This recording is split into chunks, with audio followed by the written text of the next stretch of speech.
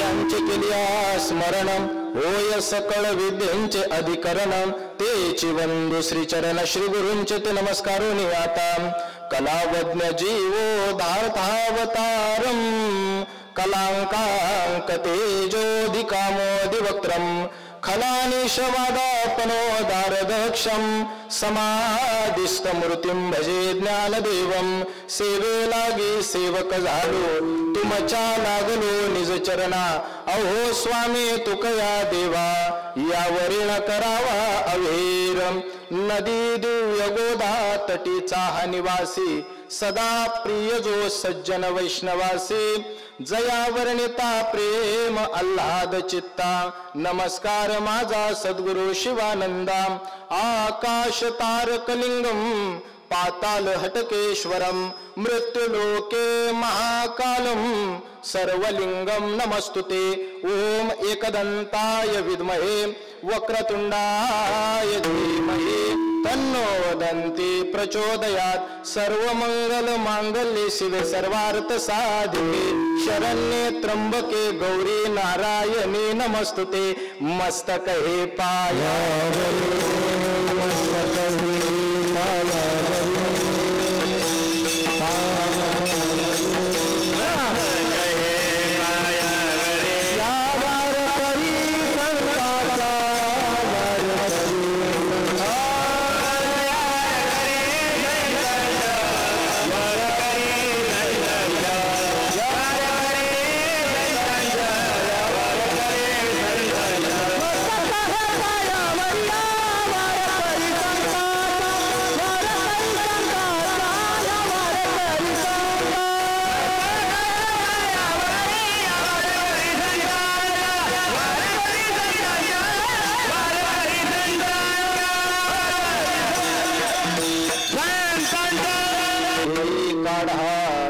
ब्रह्मरस घे काढा जेने पिढा वारेल पथ्य नाम विठोबाचे अनेक वाचे नसेवी अखिल कोट ब्रह्मांड नायक श्री पंढरीश पांडुरंग परमात्म्याच्या सेवेकरिता माझ्या ज्ञानोबाराया माझ्या तुकोबारायाच्या सेवेकरता किंबहुना तुम्हा मडी ग्रामस्थांच्या सेवेकरता निवडलेला अभंग श्रीमंत श्री जगद्गुरु तुकोबारा यांचा अवघ्या 4 चरणाचा आध्यात्मिक आदिभौतिक आदिदैविक त्रिविध तापाने तापलेल्या माणसाला ब्रह्मरस रूपी औषधाचं दिग्दर्शन करून देणारा अभंग सेवेकरिता निवडला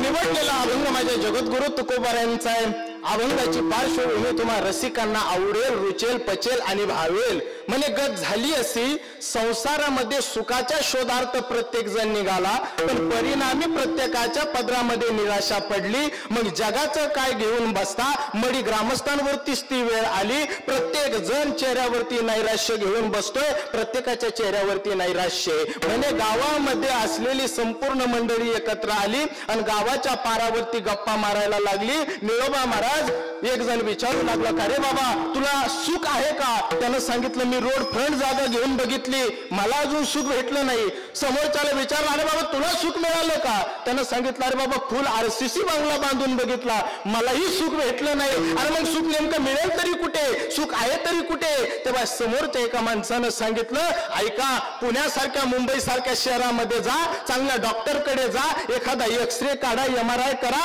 आणि कुठे नेमका त्रास होतोय का चेहऱ्यावरती नैराश्य चेक करून या शेवटी एका सल्लागाराचं ऐकलं एक जण पुण्यापर्यंत गेला परत रिकाम्या हाती परत आला पारावर सगळी मंडळी धाय मोकळून रडायला लागली एकमेकाच्या गळ्यात पडून रडायला लागली मडी ग्रामस्थांची झालेली अवस्था प्रत्येक जण म्हणतोय मी दुःखी आहे प्रत्येक जण म्हणतोय मी दुःखी आहे तेवढ्यात हनुमान मंदिरामध्ये भजनी मंडळ अभंग म्हणायला लागलो तुका म्हणे आम्ही खातो आनंदाचे लाडू आनंदाचे डोही आनंद तरंग आणि एका शहाण्याच्या कानावरती शब्द पडले अरे रात्रंदिवस पळपळ करून आम्हाला आनंद भेटत नाही, मग हे आनंदाचे लाडू नेमकं कोण खातंय? सगळे पारावरचे उठले आणि आता बाकी हनुमंत महाराज त्या पाराच्या दिशेनं उठले आणि हनुमान मंदिराकडे निघाले. भजनी मंडळाच्या पायावर नतमस्तक झाले आणि आता बाकी विचारायला लागले, अहो सुखा करता रात्रंदिवस प्रयत्न करतोय, आम्हाला सुखाचा लवलेश सुद्धा मिळत नाही आणि तुम्ही म्हणतात आम्ही आनंदाचे लाडू खातो. अहो दिवाळीच्या पर्व कालामध्ये सुद्धा आम्हाला रव्याच्या लाडू शिवाय दुसरं काय? आपल्याला गाडी करावी लागेल. कोणती गाडी? 7 रुपये गाडी. बर केली 7 रुपये गाडी. अहो पण 7 दिवसाचा प्रवास आहे, 7 दिवसाच्या प्रवासामध्ये खर्च लागेल. मग 7 दिवसाचे 7 पंक्ती सुद्धा ठरल्या. रस्त्यानं जिथं जिथं थेपा येईल तिथं आता अन्नदानाचे 7ही अन्नदाते ठरले. परत समोरून जाऊन विचार करण्यात आला. निळोबाराय आले आणि त्यांनी सांगितलं, ऐका जायचंय, गाडी ठरली 7 रुपये, 7 दिवसाचे अन्नदाते ठरले, पण गाडी चालवणार कोण? मग 7 दिवसाचे 7 ड्रायव्हर वेगवेगळे ठेवले. कालचा ड्रायव्हर येऊन गेला, दुसऱ्या दिवसाची ड्रायव्हिंग ऋषी महाराजांकडे आली आणि आता बाकी ड्रायव्हिंग ऋषी महाराजांकडे आणि आता बाकी तिकीट काढण्याकरता कंडक्टरच्या रूपात बाबा 7 दिवस एकटेच. बदलणार ड्रायव्हर कंडक्टर एकच. प्रवास देहू गावाकडचा चालू झाला. दर मजर करत करत मडी ग्रामस्थ सगळे भजनी मंडळानं पै करून संपूर्ण भजनी मंडळाकडे पैसा आणून दिला आणि आता हा प्रवास आता बाकी देहू गावाकडे चालू झाला. देहू गावापर्यंत प्रवास जातोय आणि तुकोबारायकडे पोहोचताय म्हणून ऋषी महाराजांनी गाडी चालू केली. गाडी देहू गावापर्यंत पोहोचली. गाडी बंद झाली. महाराज पाठीमागं राहिला, भजनी मंडळ पाठीमागं राहिले आणि गावातले सगळे मंडळी खाली उतरले आणि तुकोबारायकडे पळत गेले. तुकोबारायच्या पायावर नतमस्तक झाले. मडी ग्रामस्थांच्या हातांचा स्पर्श माझ्या तुकोबारायाच्या पायांना झाला. ज्याप्रमाणे कमळाच्या पाकळ्यांनी फुलावं त्याप्रमाणे माझे जगद्गुरु तुकोबारायचे नेत्र कमळ उघडले. ती कृपा दृष्टी मडी ग्रामस्थांवरती टाकली आणि विचारलं, बाबा हो काय झालं, का तुमचा चेहरा पडून आला? तेव्हा प्रत्येक जण ज्याची त्याची व्यथा सांगू लागलं. महाराज ज्याला ज्याला वाट दाखवली त्यानं प्रत्येकानं वाट लावली. ज्याच्यावरती समर्पण केलं त्यानं प्रत्येकानं सर्पणच केलं. ज्याच्यापाशी मन हलकं करण्याचा प्रयत्न केला हलकट मनाचीच माणसं भेटली हो. आता आम्ही थकलो तुकोबाराय. ज्याप्रमाणे मेणबत्तीने आपल्या अंतरंगामध्ये आपल्या हृदयामध्ये धाग्याला जागा द्यावी आणि त्या धाग्यानं पेट घ्यावा आणि त्या मेणबत्तीलाच संपवून टाकावं, तसं आमच्या हृदयामध्ये आम्ही हलकट माणसांना जागा दिली आणि मन हलकं करण्याचा प्रयत्न केला. पण त्या मेणबत्तीप्रमाणे आमचं सुद्धा शेवट होतोय. आता बाकी आम्ही मोठमोठे डॉक्टर दाखवले, बघितले, पण शरीराचा MRI एक्सरे होतो. मनाच्या जखमांना काय विलास तुकोबाराय? सांगा आम्हाला औषध हवंय, आम्हाला आनंद पाहिजे. तुकोबारायनं सांगितलं, तुम्हाला खरंच औषध पाहिजे का? नक्की पाहिजे का? सगळ्यांनी एका विचाराने होकार दिला आणि तुकोबारायनं आजच्या अभंगामध्ये औषध सांगितलं. ब्रह्मरस घेई काढा आणि जेने पिढा वारेल वेड्या हो. व्यवहारामध्ये पळत असताना आणि रात्र पळाले, रात्रीचा दिवस केला. आता ब्रह्मरस रूपी काढा घ्या आणि त्याच्या योगे तुमची ही पीडा वारून जाईल. तुकोबाराय पण डॉक्टरनं औषध दिल्यानंतर तो एकीकडे पथ्य लिहून देतो. या ब्रह्मरसाला काही पथ्य आहे का? तेव्हा तुकोबारायनं सांगितलं, पथ्य नाम विठोबाचे आणि अनेक वाचेन सेवी. आपल्या वाणीनं देवाच्या नावाशिवाय दुसरं काही घेऊ नका. हे परमार्थाचं पथ्य. ज्यानं आपल्या जीवनामध्ये परमार्थाचा अंगीकार केला त्यांनी लोकांच्या गप्पा उचकण्यापेक्षा आपल्या स्वतःचा परमार्थ सुरळीत करावा. हे तुकोबारायचं गोड सांगणं आहे. म्हणे जैसा आमिष कवळू पांडवा मिनू न सेवी तवची बरवा. आमिष म्हणजे गळ आणि मिनू म्हणजे मासा. माझ्या ज्ञानोबारायनं सांगितलं, गळ पाण्यात टाकला आणि जो मासा आपलं तोंड बंद ठेवतो तो कधीच गळात अडकत नाही. जो मासा आपलं तोंड बंद ठेवतो तो कधीच गळात अडकत नाही. आणि हे माशा करता नाही, माणसा करता होतं. माऊली ज्ञानोबारायनं तुकोबारायनं हेच सांगितलं, पथ्य नाम विठोबाचे आणि अनेक वाचेन सेवी. आपल्या वाणीनं नको त्या गोष्टी चढत बसू नका. तुम्हाला परमार्थाचा योग्य रस्ता मिळेल. जर तुम्ही देवाचं नाव घेतलं का भवरोग आईसे जाय आणि अनेक काय शुल्लके भवरोगासारखा रोग जातो. तुम्ही म्हणाल भूत पिशाच, तुकोबारानं सांगितलं अरे त्या छोट्या मोठ्या गोष्टींना काय घेऊन बसतात. तुका म्हणे नवे बाधा आणि अनेक कदा भूताची विठाल.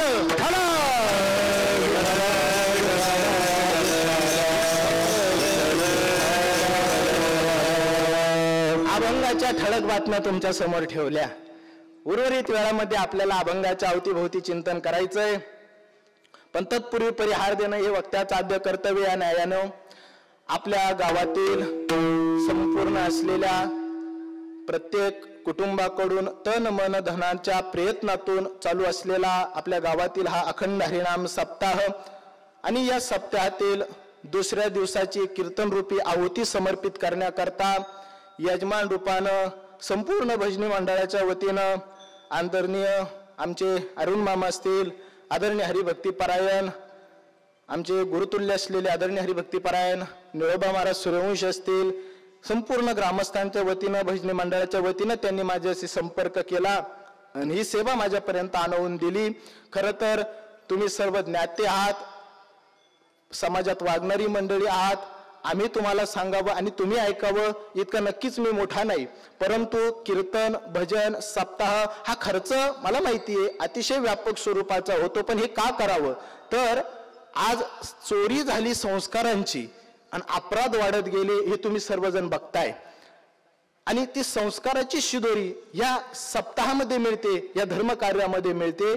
तुम्ही म्हणाल नसेल संस्कार, एखाद्यानं अपराध केला तर सरकार त्याला शिक्षा देतंय, सरकार त्याला शिक्षा देतंय. पण बापू, सरकार अपराध्याला शिक्षा देऊ शकतं, सरकार अपराध्याला शिक्षा देऊ शकतं, पण अपराध होऊ नये म्हणून सरकार नाही संस्कारच कामा येणारे. विठाल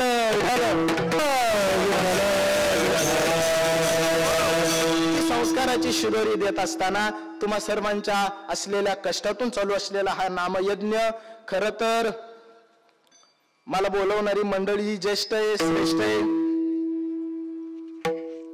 प्रज्ञा सूर्य असलेले व्यापक विचार त्यांच्या हृदयामध्ये आहे. ज्यांनी मला बोलावलं त्यांचं समीट हे सूर्याप्रमाणे व्यापक आहे.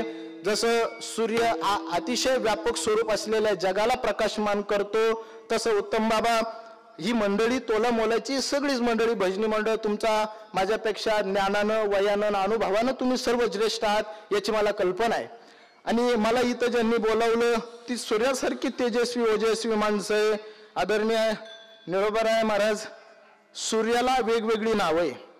त्याला आदित्य म्हटलं जातं, त्याला रवी म्हटलं जातं, त्याला असलेला भानू म्हटलं जातं, त्याला भास्कर म्हटलं जातं आणि आता त्याच्यामध्ये त्याला अरुण सुद्धा असा एक शब्द आहे. म्हणून आदरणीय अरुण मामांनी सगळ्या जगावर प्रकाश टाकला आणि ऋषी महाराजाची निवड त्यांनी केली त्याबद्दल त्यांचे आभार मानतो. परंतु नुसतं एका असलेल्या सूर्याच्या ताकदीवर चालत नाही, तर त्याच्यामध्ये सूर्याच्या वंशामध्ये सूर्यवंशीचा सुद्धा आधार लागतो हे तितकंच खरं आहे. पण वियोग आणि असलेलं समीट तुम्हाला आनंद होतोय, तुमच्या चेहऱ्यावरती हसू येतंय. पण मला पहिला प्रश्न असा पडला की जन्माला आल्यापासूनच हनुमंतरायाचं सूर्याचं वाकडं, काय बोललो मी? हनुमंतराय जन्माला आले आणि जन्माला आल्यानंतर पहिलीच कवडी मारायची म्हटल्यानंतर अरुण मामा त्यांनी सूर्याकडे धाव घेतली. पण खरं तर एकत्रित आणण्याचं काम या सप्त्यामध्ये गोड आहे. आदरणीय बापू, आदरणीय ज्यांनी ढोकबाबांसारख्या मोठ्या व्यक्तिमत्वांना, आदरणीय वैकुंठवासी पठाडे बाबांसारख्या विद्वान मंडळींना सहसाद केली. आज माझं परम भाग्य ते या ठिकाणी वाजवण्याकरता आहे. मग सूर्यवंशीनं अरुण मामा दोन म्हटल्यानंतर समोरही हनुमंतराय आणि इकडे हनुमंतराय, दोन हनुमंतराय, म्हणून सगळी व्यवस्था उत्तम आहे.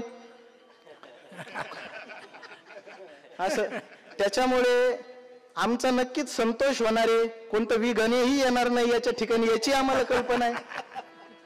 असं आणि संपूर्ण असलेली पेटीची सहसाद करण्याकरता महाराज आहे. आणि ज्या ठिकाणी एवढं संपूर्ण गोड असलेला विचार आहे, ज्या ठिकाणी सूर्यासारखी माणसं आहे, खरं तर माझं नशीब कमी पडलं. सूर्य ज्या ठिकाणी आहे त्या ठिकाणी प्रकाश पाहिजे होता, म्हणजे प्रकाश महाराजांची उपस्थिती या ठिकाणी गरजेची होती. प्रकाश महाराज आज कीर्तनाला नाहीये, त्यांना दुसरीकडे कार्यक्रम होता. पण तरी देखील मनाचा मोठेपणा करून आदरणीय तुकाराम महाराजही या ठिकाणी उपस्थित आहे, विनेकरी बाबा आहे, गावातली सगळी भजनी मंडळी आहे, माझ्यासोबत आलेले आदरणीय हरिभक्तीपरायण आमचे प्रवीण मामा आहे, त्याचप्रमाणे आदरणीय आमचे प्रवीण भाऊ आहे. सुंदर असलेलं संपूर्ण काम आदरणीय संतोष भाऊची असलेली साऊंड सिस्टीम, तरुणांनी केलेलं या सप्ताहामध्ये केलेलं योगदान ही अतिशय व्यापक स्वरूपाचं आहे. मला दिलेली ही संधी म्हणजे माझी परीक्षा आहे आणि या परीक्षेत मला पास व्हायचं आहे. माझ्याकडे जी वेळ आहे त्या वेळेमध्ये मला या अभंगाची सोडवणूक करण्याचा प्रयत्न करायचा आहे. उपस्थित असलेले हे संपूर्ण बाल असलेले वारकरी, इथं तरुण मंडळीचा मोठा सहभाग आहे. बाहेरच्या वातावरणामध्ये गेलं, बाहेरच्या परिसरामध्ये गेलं तर तरुण सप्ताहाकरता धरून आणावे लागतात. पण आपल्या गावाचं भाग्य आहे का आपल्या गावातील तरुण सगळ्या गावाला तरुण घेऊन चालले. त्याच्यामुळे एकदा त्यांच्याकरता जोरदार टाळी वाजवा आणि टाळीची कधी टाळाटाळी करू नका, एवढी एक अपेक्षा असेल. असलेला महिला वर्ग माझ्या माता भगिनी या ठिकाणी उपस्थित आहे. मृदंगाची गोड साथ, तुम्ही सर्व विद्वान मंडळी आहात. वक्ता बोलतो काय त्यापेक्षा चुकतो कुठं याच्याकडे तुमचं बारीक लक्ष आहे याची मला कल्पना आहे. तुम्हा सर्वांच्या चरणावरती कोटी कोटी वेळा नतमस्तक होतो आणि सेवेला प्रारंभ करतो. विठाल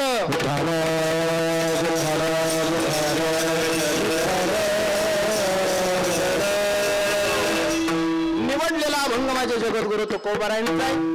पहिला मुद्दा, संतांची तुमच्याकडनं अपेक्षा नाही, संतांचं का ऐकावं, तुम्हाला असलेला तुमच्याकडनं कुठल्याही गोष्टीची अपेक्षा नाही. निस्वार्थ प्रेम करणारे संत आहे. जग तुमच्यावरती प्रेम करेल पण तुमचा कलागुण बघेल. बरोबर की नाही महाराज? आपल्याकडे कंठ जोपर्यंत पॉवरफुल आहे तोपर्यंत लोकांची वाह आहे, जोपर्यंत आपली थाप योग्य पद्धतीनं पडते बापू तोपर्यंत लोकांचं प्रेम आहे. जोपर्यंत आपल्याकडे बॅकग्राऊंड चांगला आहे, पद आहे, प्रतिष्ठा आहे, लोकांचं प्रेम मिळणार आहे. पण लोक स्वार्थापोटी जवळ येतात, संत प्रेमानं जवळ घेतात. आणि जवळ घेणारे संत त्यांचं आम्ही का ऐकावं? संत आमचा अंत होऊ देत नाही म्हणून संतांचं ऐकावं. आता आमचं हृदय संताकरता समर्पणाची भूमिका घेते. आम्ही धर्ममंडपात येऊन बसलोय, आम्ही या मार्गाने लागलो आहोत. मग आम्हाला या मार्गाने येत असताना संत नेमकं कोणता उपदेश करतात, कोणत्या गोष्टीचं मार्गदर्शन करतात, कोणत्याही प्रकारची संताकडची अपेक्षा नाही. जग तुमची अपेक्षा करतं. तुमच्यावरती प्रेम करत असताना लोक तुमच्याकडचा पैसा बघतं, तुमच्या खिशात किती बंडल आहे, बंडल बघून बंडल लोक प्रेम करतात. माझ्या शब्दांकडे बारीक लक्ष असू दे आजच्या दिवस, कारण मी शब्दात बारीक बोलणार आहे. ज्यांनी बारीक लक्ष दिलं नाही त्यांच्या डोक्यावर न जाईल याची मला गॅरंटी. म्हणून मला जी वेळ मिळाली त्या वेळेची मला संधीचं सोनं करायचंय आणि माझ्या शब्दांकडे तुम्ही बारीक लक्ष असू द्या. आता मिळालेली संधी आहे, प्रेम करणारी भेटत नाही, संत निस्वार्थ प्रेम करतात. आतापर्यंत आमच्या जीवनामध्ये आम्ही इथपर्यंत आलो, आमचं आयुष्य इथपर्यंत आम्ही खर्ची केलं. का सप्ताह, का कीर्तन आणि का त्याच्यामध्ये आमचं योगदान असावं? ऐका, संस्काराची कीर्तनातून आणि प्रवचनातून भेटते. माझ्या राजा शिवछत्रपतीनं स्वराज्य स्थापनेची शपथ घेतली, स्वराज्य स्थापने करता अहोरात्र प्रयत्न केले. मग असं असलेलं हृदय सुद्धा ज्यांनी प्रेरित करावं ते माझे जगद्गुरु तुकोबार आहे. तुकोबारायनं सांगावं, स्वे स्वे कर्मण्य भीरत संसिद्धीम लभते नरहा. स्वतःच्या कर्मामध्ये स्वतःला सिद्धी प्राप्त होते. राजा तुमचं कर्तव्य क्षत्रिय धर्माचं आहे आणि त्या क्षत्रिय धर्माचं तुम्ही पालन करावं सांगणारे तुकोबार आहे, ऐकणारे राजा शिवछत्रपती आहे. संतांचं ऐकलं. ऐका, आज आमच्या देवाऱ्यात राजा शिवछत्रपती नांदताय. कारण काय? संतांचा आश्रय हे माणसाला सोन्यासारखे दिवस आणतो. म्हणून संतांचे शब्द कानावर पडावे. अजून पुढे जाऊन त्या राजा शिवछत्रपतीची किमया सांगू का? राजा शिवछत्रपतीला जाऊन कित्येक वर्ष झाली, पण प्रत्येकाच्या हृदयामध्ये माझ्या शिवछत्रपतीचं अस्तित्व त्याच पद्धतीने त्याच तोला मोलात आहे. ऐकताय तुम्ही सर्वजण? संस्कार काय म्हणतात? म्हणे बारीक दृष्टांत तुमच्या समोर ठेवतो. रात्रीचा प्रसंग, सगळीकडे अंधार पसरलेला आहे आणि एका असलेल्या तरुणीच्या पाठीमागे 3-4 वाईट विचाराची मंडळी लागली आणि त्या स्त्रीचा पाठलाग करू लागले, त्या तरुणीचा पाठलाग करू लागले. स्वतःचा बचाव व्हावा, स्वतःला वाचवता यावं म्हणून तिनं संपूर्ण शरीराची ताकद गोळा केली आणि भरधाव वेगानं ती तरुणी धावू लागली. धावता धावता धावता मला कुणाचा आश्रय मिळेल का? पण प्रसंग रात्रीचा आहे, कुणी मदतीला येत नाही. शेवटी पळणारी स्त्री आता बाकी थकली, होती, तिला पळणं आता शक्य नाही. समोर बघितलं, एक खोली दिसली, त्या खोलीमध्ये एक तरुण दिसला आणि त्या खोलीमध्ये तरुण दिसला. आता बाकी तिला पळणं शक्य नाही. दरवाजा उघडा आहे. तरुणीनं धाव घेतली आणि त्या घरामध्ये जाऊन तिनं दरवाजाची कडी बंद केली कडी. आणि आता बाकी हे दृश्य एका दुसऱ्या माणसानं टिपलं आणि त्यानं तिला विचारलं, का ग पाठीमाग लागलेली मंडळी सुद्धा तरुण आहे, तुला खोलीत दिसलेला तरुण हा सुद्धा वयानं तरुणाचे, मग तुला पाठीमाग लागलेल्या 3-4 तरुणांवर विश्वास नाही आणि त्या खोलीमध्ये एकटा असलेल्या तरुणावर तुझा विश्वास आहे. कोणत्या विश्वासावर, कोणत्या बेसवर तू त्या खोलीमध्ये गेली? तेव्हा त्या तरुणीनं गोड उत्तर दिलं, मला बाकी त्या तरुणाबद्दल जास्त काही माहित नाही, पण त्या घरात प्रवेश करण्यापूर्वी मला खिडकीतून राजा शिवछत्रपतीचा चेहरा फोटो चमकला आणि माझ्या आता हृदयाला विश्वास पटला आणि मी कुठलाही विचार न करता त्या खोलीमध्ये गेले. ही राजा शिवछत्रपतीनं दिलेली आपल्याला संस्काराची शिदोरी आहे. ती आज आमच्या तरुणांमध्ये जागृत आहे. ती आम्हाला इथून पुढे न्यायची आहे, टिकवायची आहे. कारण काय, भारत हा देश अतिशय वंदनीय ठरला. आता तुम्हाला अजून पुढे जाऊन तुम्ही म्हणाल महाराज फक्त दृष्टांताच्या बाबतीनच फिरतात. बापू मी खूप स्पष्ट वक्ता आहे आणि स्पष्ट वक्ता करत असताना मी कुठल्याही बाकीच्या गोष्टीचा विचार करत नाही. आता तुम्ही दृष्टांत ऐकला, हसीना शेख नाव ऐकलंय का 2 महिन्यात? बांगलादेशच्या PM त्यांचं नाव हसीना शेख. आम्ही जेव्हा तिथे असलेला संपूर्ण थैमान भासल्या गेलं तेव्हा त्या हसीना शेख नावाच्या, पद छोटं नाही बरं का, महिला मंडळ PM राहिलंय देशाच्या. मग बांगलादेशच्या PM, पण त्यांच्यावर संकट आलं. जरा बारकाईनं माझ्या शब्दांकडे लक्ष असू द्या. आणि त्यांनी पहिलं पत्र अमेरिकेला पाठवलं, मला आश्रय भेटेल का? अमेरिकेनं नकार दिला आणि मग शेवटी हसीना शेखला भारतात यावं लागलं. ही भारताची उदारता आहे. मग कधीतरी आम्हाला ते कळावं, कारण भारत म्हणजे काय तर संस्काराची शिदोरी आहे. ती कोणी चोरीला जाऊ नये म्हणून प्रयत्न नामदानाचा, म्हणून प्रयत्न सप्त्याचा. तो संपूर्ण असलेली मंडळी 1 रुपया जमा करून आपल्या खिशातले 2 रुपये देऊन या सप्त्याला एवढं गोड योगदान करताय. एकदा सगळ्या टीम करता जोरदार टाळी वाजवा. कारण तुम्ही व्यवहारात वागणारी मंडळी आहात. 250 रुपये कमवायला किती कष्ट लागतात हे आपल्या सर्वांना ज्ञात आहे. पण आपल्या असलेल्या खिशातले 2 रुपये सप्ताह करता तुम्ही देताय, हे कधी वाया जाणार नाही. हे तुमच्या अकाउंटला ट्रान्सफर होणार. तुम्ही म्हणाल हे काय बोलताय महाराज, अकाउंटला ट्रान्सफर होणार? हो, तुमच्या अकाउंटला ट्रान्सफर होणार. म्हणजे काय, इथं जे मिळतं ते कुठंच मिळत नाही. तुम्ही माझ्या समोर 1 तास मला वेळ देताय, माझ्या समोर तुम्ही ऐकताय. मला माहिती आहे तुम्ही असलेले उत्तम शेतकरी आहे. महिला वर्ग कुठे तुम्ही जर एखाद्या कामाला गेला तर तिथे 500 रुपये तुम्हाला रोज पडतोय. असलेलं तुमचे कष्ट, तुमचा दिवस, तुमची व्यापकता मला ठाऊक आहे. तुम्ही व्यवहारात सगळी मोठी मंडळी आहे. परंतु तुम्ही म्हणाल मग आमचा वेळ वाया जाईल का? तुमचा वेळ मी वाया जाऊ देणार नाही. कारण समाजातली माणसं तुम्हाला फक्त धन देतील, मी देईल ते महाधन असेल. त्या महाधनाचं नाव काय? परमार्थ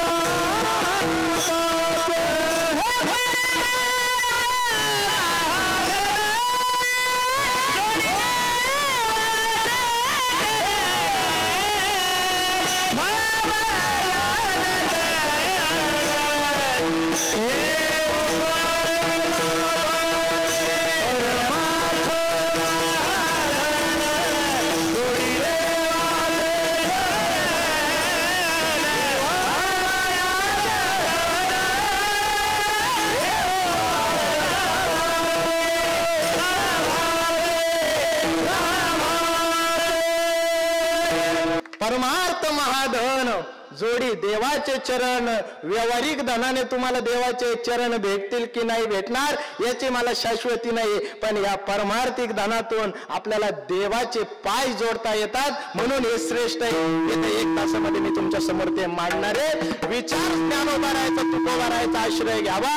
संत तुम्हाला व्यापक स्वरूपाचे दिग्दर्शन करतात, तुमच्यामध्ये आत्मविश्वास देतात. म्हणे माणूस पहिला माकड होता, त्याची शेपूट गळाली आणि मग तो माणूस झाला. इतक्या फालतू विचाराची संत मंडळी तुम्हाला सांगत नाही, ते हलकट विचार आम्ही दुसऱ्यांच्या अंगीकारले. संत काय सांगतात, अरे वेळा हो तुम्ही वासुदेव, तुमच्या अंतःकरणामध्ये डोकावून तर बघा. अरे तुम्ही मरणारे नाही, तुम्ही मरणारे नाही, तुम्ही अमर आहात, अमर आहात. कधीतरी स्वतःला विचारून बघा, अंतःकरणामध्ये जाऊन बघा, तुम्ही स्वतः अमर आहात. तुम्ही ममय वंशो जीवलोके जीवभूत सनातन, मी भगवंताचा अंश आहे, ही व्यापक स्वरूपाची विचारसरणी देणारे संत आहे. ते तुम्हाला सकारात्मक ऊर्जा देतात, पॉझिटिव्ह एनर्जी तुम्हाला देतात. म्हणून संतांकडे या, जग तुमचं शोषण करेल, संत तुम्हाला आधार देतील, संत तुम्हाला जवळ घेतील. भागल या मज महात्मीकडे आणि त्यांची याने जोडे सर्व सुख.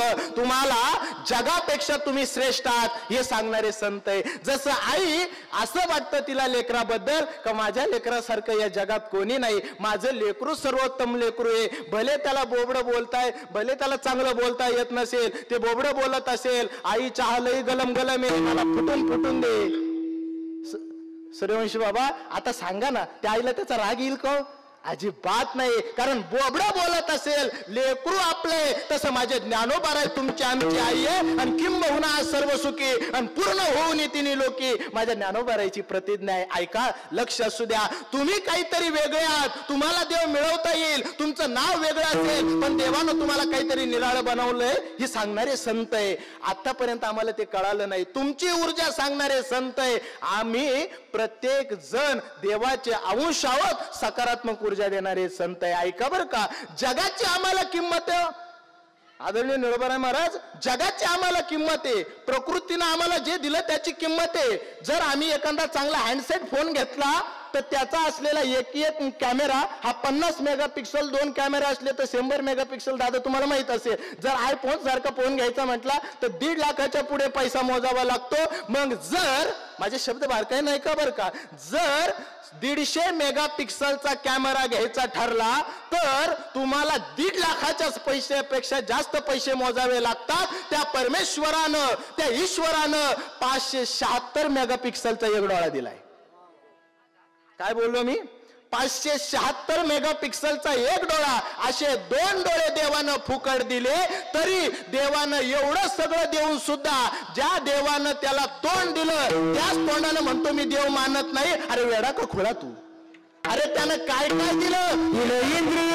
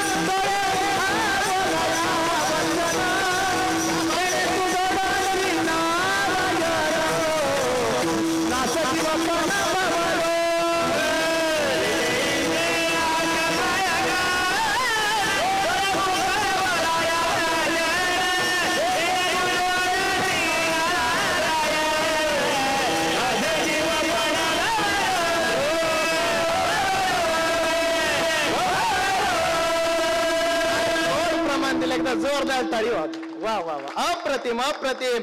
काय काय दिलं? दिले इंद्रिय, हात पाय कान डोळे मुख बोलाया वचन. देवानं एवढं सगळं फुकट दिलं, तरी म्हणतो मला देवानं काय दिलं? अरे देवानं तुला खूप काही दिलंय, दवाखान्यात गेल्यावर किंमत किती मोजावी लागते आपल्या सर्वांना कल्पना आहे. मोजण्या पलीकडे पैसे द्यावे लागतात, पाण्यासारखा पैसा ओतावा लागतो. ईश्वरानं तुम्हाला ते इंद्रिय दिले आहे. मग ऐका ना राजाओ, आयुष्यभर दुसऱ्या गोष्टीची अपेक्षा करता करता स्वतःच्या हृदयात असलेल्या रामाला तुम्ही का विसरतात? तैसा हृदयामध्ये मी रामू, असता सर्व सुखाचा आरामू. का भ्रांतासी कामू विषयावरी, का विषयावर लक्ष ठेवतोय? सांगणारे संत ऐका. बरं आम्ही व्यवहारात मोठी मंडळी झालो, आम्हाला व्यवहारातले 2 ज्ञान मिळालं म्हणून आम्ही संतांकडे अवहेलना दृष्टीनं बघायला लागलो. आम्ही एक चांगले उत्तम शेतकरी झालो, आम्हाला कळायला लागलं आळे आल्यानंतर कोरोजन मारायचं, जर कोणत्या वेगळं औषध असेल तर त्याला मग काय मारायचं याची कल्पना आम्हाला यायला लागली. 2 पैशाचे बंडल आम्ही छापायला लागलो, म्हणजे संतांपेक्षा आमच्याकडे विद्वत्ता जास्त आली असा तर अर्थ होत नाही. आम्ही उत्तम डॉक्टर असू, उत्तम शेतकरी असो, उत्तम इंजिनियर असो, संतांचं नाव त्याच्या पलीकडचं आहे. तुम्ही कधी ना ऐकलेलं असं काहीतरी मी वेगळं देणार आहे. मी सांगू शकतो तुम्हाला, मला तुम्हाला काहीतरी नवीन द्यायचंय आणि यापूर्वी तुम्ही ते कधी ऐकलं नसेल याची मला गॅरंटी आहे. ऐका, संत हे सगळ्यात ज्ञानाच्या पुढे आहे, कारण परमेश्वराचं जे ज्ञान आहे ते त्यांनी मिळवलेलं आहे. आपलं ज्ञान कमी पडतं. आमचा चेहरा नैराश्यानं भरलाय, संध्याकाळ झाली का आमचे डोळे भरून येत आहे, आम्ही धाय मोकळून रडतोय. आम्ही अज्ञानी आहोत हे त्याचं उत्तर. काय बोललो मी? आम्ही अज्ञानी आहोत. आमच्या नावाच्या समोर डिग्र्या लागल्या पण आम्ही संतावर विश्वास ठेवला नाही. आम्हाला साइन थीटा, कॉस थीटा आणि टेन थीटा कळाला पण फेट्यावाला नाही कळाला, म्हणून जीवनात दुःख आहे. काय बोललो मी? अहो संत हे तुम्हाला व्यापक विचार देणारे. विज्ञान आणि अध्यात्म काही वेगळं नाही. इलेक्ट्रॉन, न्यूट्रॉन आणि प्रोटॉन म्हणजे सत्व, रज, तम आहे. आमचे परमार्थ करण्याची बुद्धी ही कमकुवत झाली. आम्हाला कळत नाही संतांचं वाङ्मय. संत डॉक्टर आहे, संत इंजिनियर आहे, संत वकील आहे, संत शेतकरी आहे, संत संपूर्ण अंगाने परिपक्व आहे. तुम्ही म्हणाल पुरावा, अहो कीर्तनकाराकडे पुरावा असलाच पाहिजे, नाहीतर कीर्तनकार पुरावा. हे 5G नेटवर्क. मग मी पुरावा देणार. संत इंजिनियर आहे. तुम्ही म्हणाल काय पुरावा आहे? आमचे निळोबा महाराज गोड प्रमाण देतील त्याला. अहो संत म्हणतात तुला काय 4 मजली बांधायचा, 5 मजली बांधायचा आणि फुल RCC बांधायचा आणि 3D कधी काढायचं हे जाऊ दे, पण तुला घर बांधताना, संतांचं सांगणं किती गोड आहे इंजिनिअरिंगच्या भाषेमध्ये. संत म्हणतात घर बांधताना तुझा पाया मग पक्का ठेव, नाहीतर पाया विन भिंत तातडीची, जेथे पाये तेथे देखीचा पर्वत. आणि पाया विन भिंत तातडीची संत इंजिनियर आहे. अजून पुढे जाऊन सांगू, संत डॉक्टर आहे, संत इंजिनियर आहे, संत सायंटिस्ट आहे, संत शेतकरी आहे. तुम्ही म्हणाल शेतकरी कसे? माऊली ज्ञानोबारायची शेती आहे का? आणि मग तुकोबारायच्या शेतीकडे जाऊ आणि आता तुम्हाला प्रमाण द्यावंच लागेल. आता तुमच्या लेकरासारखं आहे मी आणि आता पहिल्यांदा तुमच्या गावामध्ये तुम्ही मला बोलावलंय आणि असं नाही, असं नाही, असं नाही, हे वागणं बरं नव्हतं. ऐका बरं का, ऐका बरं का, ऐका बरं. ज्ञानोबाराय शेती तज्ञ. ज्ञानोबारानं सांगितलं बीज आणि भुसकट उपनितार आहे घनवट, आणि ते तर उडे ते फलकट जाणो आले. बी आणि भूस एकत्र आहे. वाऱ्याच्या दिशेनं उपनलं तर बी खाली राहतं, भूस उडून जातं. आणि तुकोबारायची शेती, तुकोबारानं सांगितलं संसार कसा आहे? फलकटे फलकट.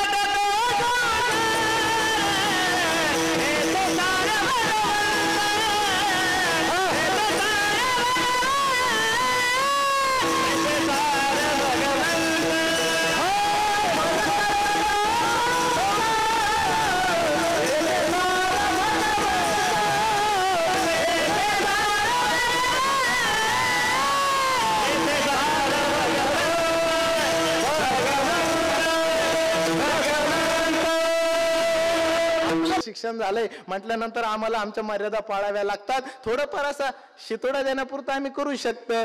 तंबाखू रूपी बुद्धीला, बुद्धिरूपी तंबाखूला, काय बुद्धिरूपी तंबाखूला ज्ञान रूपी चुना लावल्याशिवाय, तंबाखू बुद्धिरूपी तंबाखूला ज्ञान रूपी चुना लावल्याशिवाय मोक्षाची पिचकरीच बाहेर येत नाही. म्हणजे थोडंफार चालतंय आम्हाला, पण मग जास्त नाही. ऐका बरं का, ज्ञानोबाराय डॉक्टर कसे, ज्ञानोबाराय डॉक्टर कसे, ज्ञानोबारायाची डॉक्टर की माझे ज्ञानोबाराय म्हणतात दूध पवित्र आहे, दूध गोड आहे, अमृतासारखं आहे, पण नवीन नवीन ताप आलेल्या माणसाला ते द्यायचं नाही. कारण काय, ऐका ज्ञानोबारायची डॉक्टर की, आगा गोक्षीर जरी जाहले, जरी पथ्यासी नाही म्हणितले, आणि ऐसेनी विष होय सुदले. नवज्वरी देता, नवज्वरी म्हणजे नवीन नवीन ताप आलेल्या माणसाला, नवीन नवीन ताप आलेल्या माणसाला जर गाईचं दूध दिलं तर ते विषासारखं काम करतं. ही ज्ञानोबारायची डॉक्टर की, तुकोबारायची डॉक्टर की ऐकायची का? तुकोबारायनं सांगितलं त्रास सहन करताय, दुःख उपभोगताय, जर तुम्हाला आनंद हवा असेल तर तुम्ही ब्रह्मरस रूपी काढा घ्या. अभंग ब्रह्मरस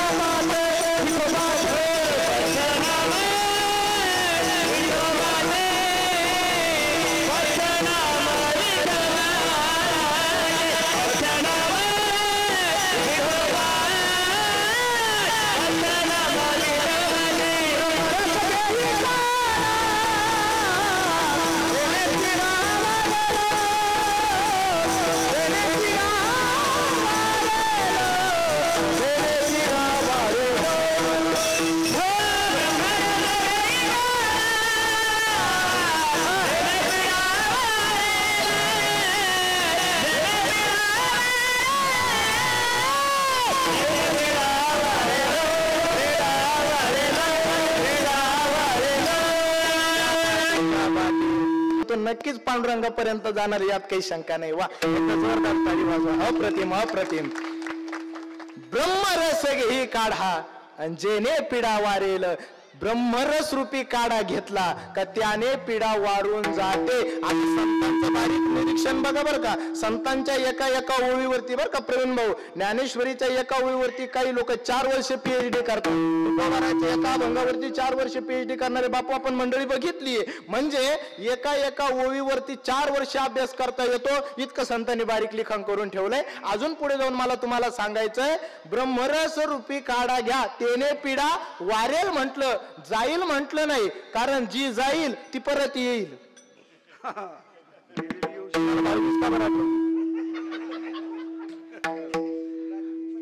हा जाती परत येते म्हणून का? ऐका, जी जाईल ती परत येईल. मनच तितकं चंचल हो, आपल्या मनात लगेच विषय लांबपर्यंत जातो. मन इतकं चंचल, म्हणून मन माणसानं परमार्थामध्ये सगळ्यात महत्वाचं मनच सांगितलं. मन माणसाचं ताब्यातच असलं पाहिजे. माणसाच्या सुखाला दुःखाला कारण मनाचे. मन कीर्तनात असलं तरी किती लांबपर्यंत पळत जातं. रस्ता